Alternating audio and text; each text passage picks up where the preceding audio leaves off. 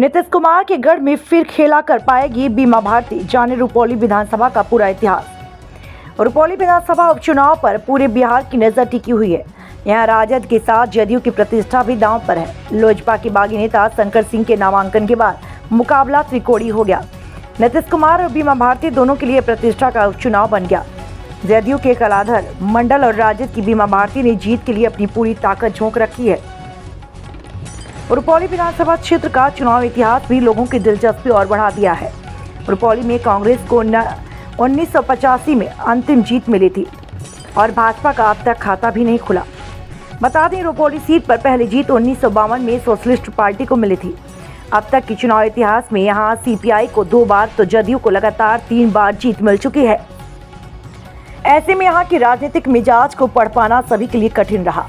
1952 में अस्तित्व में आई इस सीट पर हुए प्रथम चुनाव में जब सोशलिस्ट पार्टी की मोहित लाल पंडित विजयी हुए तो कांग्रेस के दिग्गजों के माथे पर भी बल पड़ गया था। बाद के 2 चुनाव में कांग्रेस जरूर विजयी रही।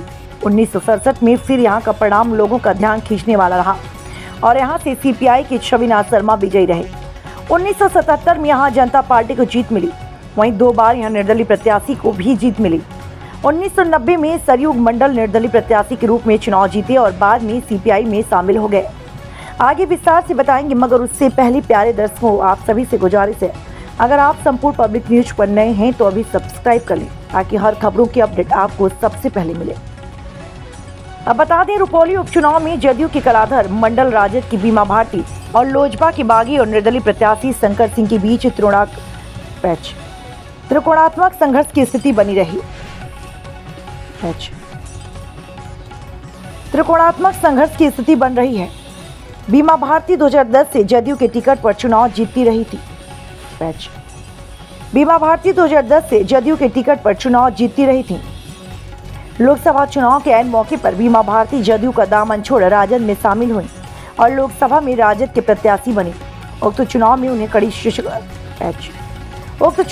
कड़ी शिकस्त मिली और अब विधानसभा उपचुनाव में भाग्य आजमा रही हैं। इधर जदयू ने कलाधर मंडल को मैदान में उतार हर हाल में जीत के लिए अपनी जत्न शुरू कर दी है। वहीं लोजपा के बागी शंकर सिंह निर्दलीय प्रत्याशी के रूप में मैदान मारने के लिए एड़ी चोटी एक किए हुए हैं।